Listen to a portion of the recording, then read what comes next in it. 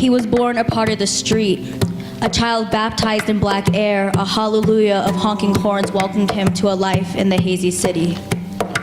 An innocuous man of frail composure, broad shoulders and a long face, a frequent wearer of dirty baseball hats. He only takes them off to go to work. He lives in a small condo in the part of the city where the trees sway with the chants of girls playing double dutch. Where the corners of each building are sprinkled with tattooed men gambling against brick walls thick with heavy graffiti. In the morning, he loads himself in scratched leather briefcases. He is laden thick in cologne. A man flawless in cheap cotton suits and silk maroon ties. On the bus, he sits next to a small woman. He tries hard not to touch shoulders with her as the bus moves around buzzing taxis and jaywalkers. The woman's music is too loud. He can hear dense Spanish fall from her headphones, and he tries to remember the Spanish he learned back in high school. Bonita. Beautiful. Mundo. World. It's a love song. He realizes this and turns away to look at the cold coffee swishing around in his cup. The bus stops in front of a shaded corner. The man grabs his briefcase and rushes off the bus. She is still looking at him as he gets off the bus, and he feels compelled to smile, but the rush of the smoke and voices gets to his head and he rushes past her window. He weaves his way between a school of gray-suited men and realizes that he can't recognize his own face, and for a moment, he questions his existence and understands the feeling of white. He checks his watch and realizes that he is 15 minutes late. He shakes his thoughts, straightens his tie, and disappears into the gray mass.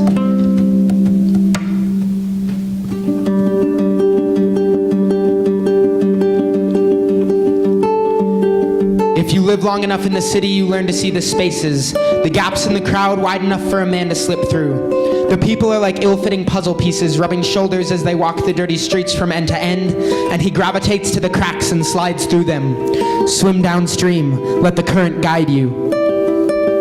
He has learned to blend in, to sink into the crevices, so he sneaks unaccosted by the vendor with the New York Yankees cap, aggressively peddling cheap tin Zippo lighters.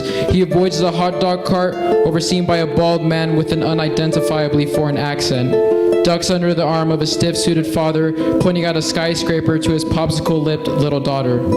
It takes a special kind of vision to run the gauntlet of the downtown avenues and come out unscathed. He hears the music through the cracks, a saxophone drifting between the clasped hands of two lovers, a ticking hi-hat breezing through the hair of a small child.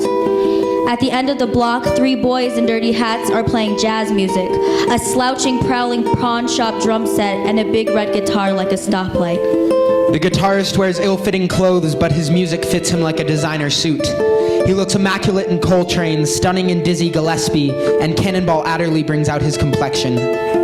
The music is part of the space, is part of the man, and he wishes he could buy them better clothes. A drum set that would shine when the light hit it. He has $1 in his pocket and offers it up like a sacrament, like a breathing sacrifice, lays it in the black coffin of the guitarist's open case. No one speaks, no one stops playing, but the guitarist meets his eyes.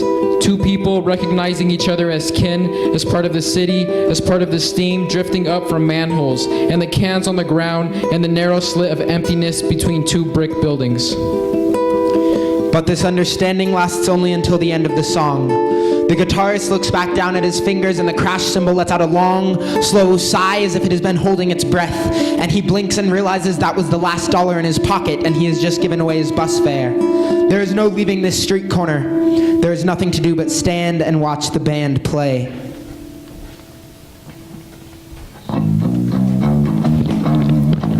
He asks for a song and they play. It soothes his mind, kisses his wounds until that good thing dies away. So he moves on to the magician. Between dim-lit light posts and gum-covered walls, he loses his balance whenever time seems to pass. Thoughtless wandering around addiction-covered streets and confident struts. He cannot think because the loss of balance gets worse, causes him to rethink the direction in which his life has taken. He chooses not to look back. His eyes and ears have seen and heard too much. What's behind him won't fulfill his struggle for an answer as to why he is still walking in the city. Street artists leave their posts. People scurry onto a familiar night, and he chooses to stay in this raging stillness, in the space in which he only wishes to reside until something greater than himself informs him of a new beginning. Walking through, he forgets why he feels so suffocated in an area that struggles to find its own peace, as if his definition of bad changes simply because he acknowledged in others, and soon, something negative never was. The sandpaper bodies rubbed mildly against each other through the cold evening. A thought came to him when he saw the ballet school had just released its students in pink tutus were frantically jumping left and right, a pirouette here and there surrounding him in a pool of tulle and French phrases. He continued his walk and was again struck with the roll of white he felt when looking amongst the crowd. There was nothing of himself that he could recognize as a color within the city. He walks among fluorescent lit walkways and tries to find the rhythm of his own heartbeat from the screaming sewers and the homeless.